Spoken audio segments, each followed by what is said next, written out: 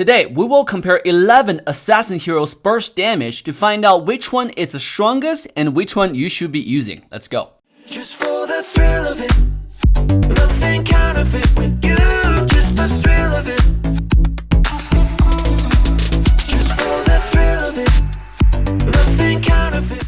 Yo guys, how's everyone doing? This is your guy AssassinDave. Welcome back to the fam again. Before we get started guys, I know more than half of y'all beautiful sexy people watching have yet to join the coolest, greatest, baddest family in the world of Mobile Legends. If you enjoy the content, make sure to like, subscribe, and turn the bell on to all notification bells. I upload videos on a daily basis to keep you guys entertained and informed. If you like to watch me in real life sharing some incredible mukbang experience or learn some great tips and guides for League of Legends Wild Rift, make sure to subscribe to my new mukbang channel Dave and CC or the new Wild Rift YouTube channel The AssassinDave Experience with the links in description. Love you guys, and without further ado, let's get into the video. Now first, let's set up some ground rules for this comparison. Number 1, we're going to focus on assassin heroes with unique assassin traits. Heroes like Zilong, Harley, Leslie, and so on, who are usually treated more like other classes, are not going to be put into our comparison today. Number 2, all contestants today will be able to unleash everything on a taskbar with the same level, and we'll see who kills it the fastest. Usually in a team fight, an assassin player only gets about 1 to 2 seconds window to do the damage. So the quickest you can dish out the most damage, the better it is. But do keep in mind, some assassins are meant to do damage after they finish a few cool items first. So today's comparison is mainly focused on early game explosion. Number 3, we will compare every hero's damage when they first approach level 4 with one level 3 jungle item. Remember, some heroes are meant to be late game heroes, so the comparison we're doing today are only meant for early game damage. Number 4, today's data is only for reference. Actual gameplays can differ due to players' proficiency on different heroes. So just because the test results today might show some heroes to be really strong, but if you're still pretty crap on that hero, you're still pretty crap on that hero. But don't worry, at least test results give you more affirmation that you can practice harder and get yourself better so you can become the next assassin god. Alright, enough is enough. Let's present our first contestant today, Hanzo. Hanzo is my personal favorite hero, and the best thing about Hanzo is his shadow. You can do damage from far. The worst thing about Hanzo is also his shadow though. Hanzo is very vulnerable when he ults.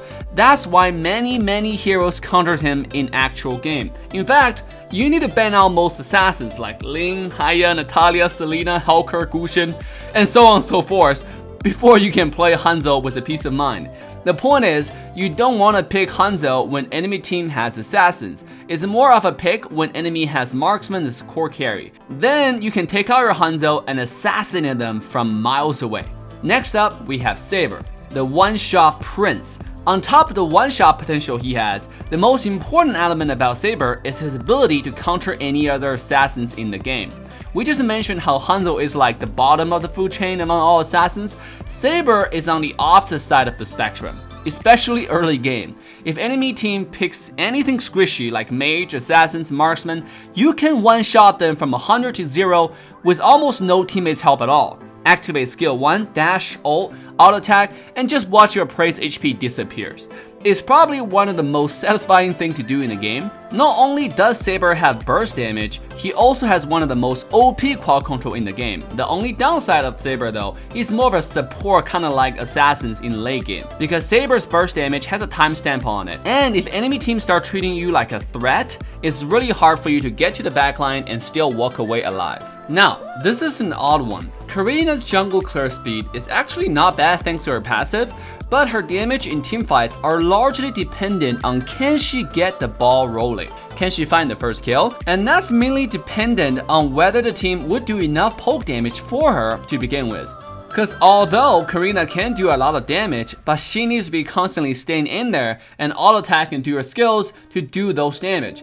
And this is Mobile Legends bang bang we're talking about. Everyone does a lot of damage, everyone has a lot of quad control, and everyone has a lot of mobility. So if you don't get some good teammates, Karina is kind of an awkward pick. But if you do find a sweet duo or trio pre-make for you to do some sick damage, well, there you go. When it comes to Fanny's burst damage, we're usually looking at the biggest variant in the entire game. It's usually really high burst damage if played by some Fanny one trick out there who has like tens of thousands of game on Fanny, or no damage at all if played by my level of Fanny or lower. This is one chimp in that game that takes most amount of proficiency to play well. Heroes like Saber, Helcurt, you might not play them super duper well, but after like 5 games, you will get the gist of it and start killing some noobs for sure. A Fanny after 5 games is usually the same as Fanny before the 5 games, okay? The only way for you to get good is tons of games and no live practice mode.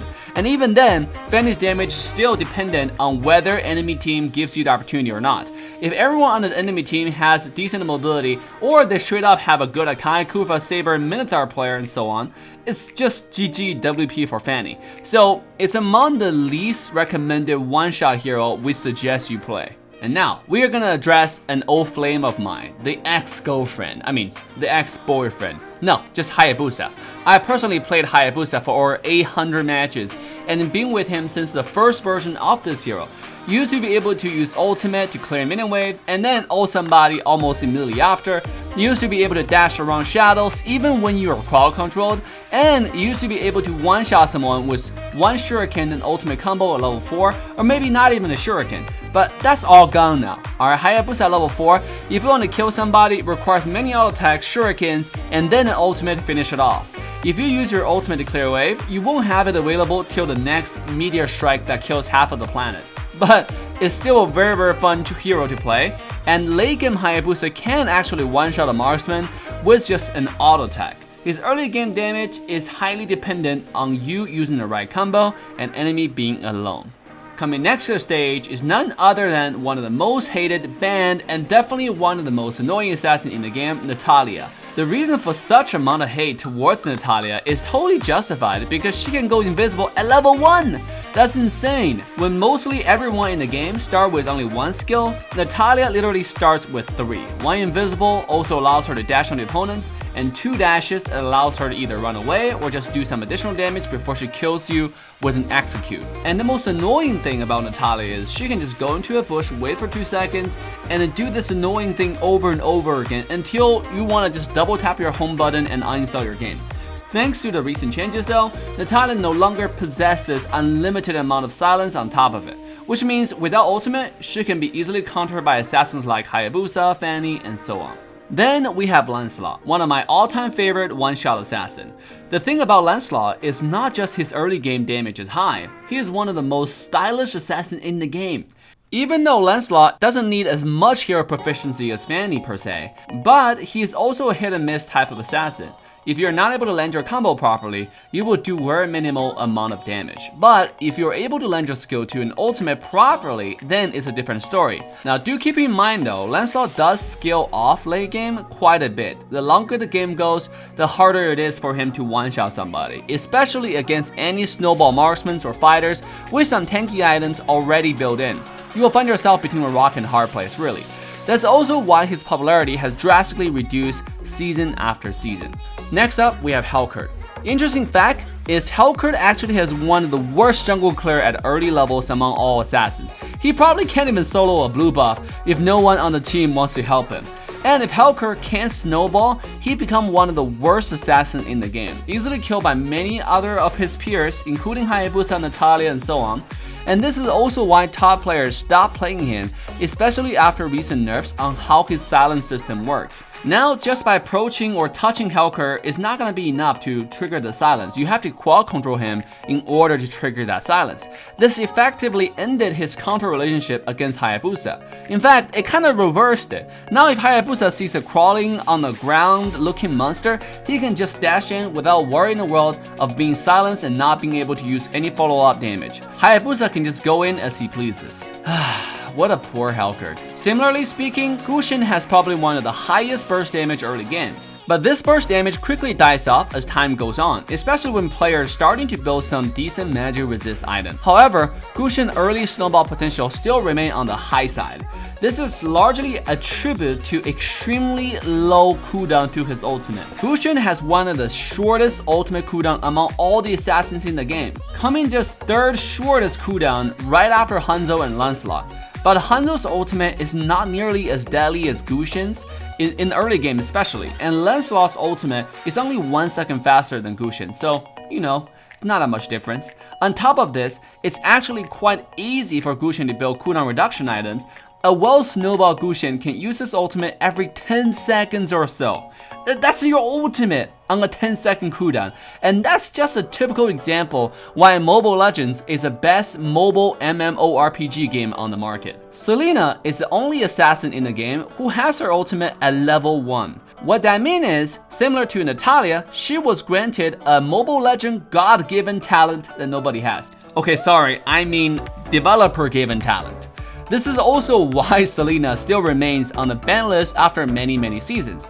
Her early game burst damage is way too high, and the fact that she can grant vision on the map is just straight up bugged. This is Mobile Legend Bang Bang, okay? Not Mobile Legend Wild Rift. Ain't no one got wards but a few characters, and Selena's version of Vision Ward has to be one of the deadliest on the market. Because if you accidentally trigger on one of those suckers and Selena is nearby, just happen to be nearby, well, it's GG WPs, my friend.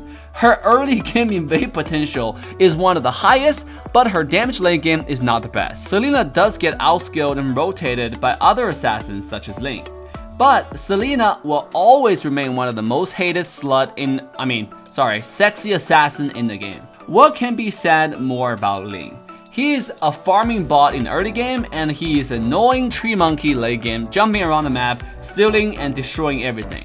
To compare his early game burst damage to other assassins right now though, is to compare gender pay gap in modern society. Lots of privileged people living in the first world society always claim they make less than the other gender, but that's just because they do different jobs and serve different roles in the society. Ling is not supposed to do damage early game. In fact, the only way for Ling to get kills early is to kill steal from his teammates. And a good team will allow Ling to do such things. If you play solo queue, how good of a Ling player you are is somewhat determined by how alert you are on stealing kills around the map. Other than that, Ling is just a big fat farming bot who needs help even just farming.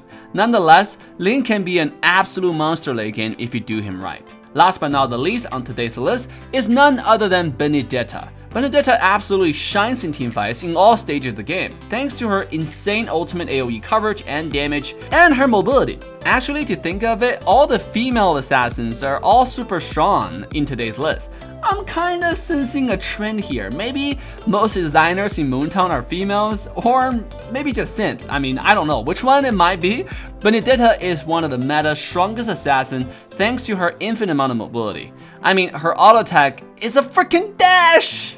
Anyways, as you can see from today's list, Fanny actually ranked number 1 as the highest burst damage assassin among all assassins in the game, and Natalia actually comes in last. But in actual practice, Fanny is a very skill-dependent character and most importantly, team-dependent character. And Natalia on the other side, you can pretty much do whatever you want, roaming around the map, getting vision, killing enemy jungle, and forcing them to quit the game and so on. That's why we say today's comparison is for reference only, so pick your favorite as you see fit. And I still recommend Saber to lots of people out there who's having trouble against Assassin Hyper Carry in general. Pick it out, use your skill 1 and ultimate on enemy assassin only, and just watch them complain in all chat. With that, love you guys, make sure to like, subscribe, and turn the bell on to all notification bells. AssassinDave signing off, see you guys next time. Bye now. Just for the thrill of it, nothing counterfeit with you.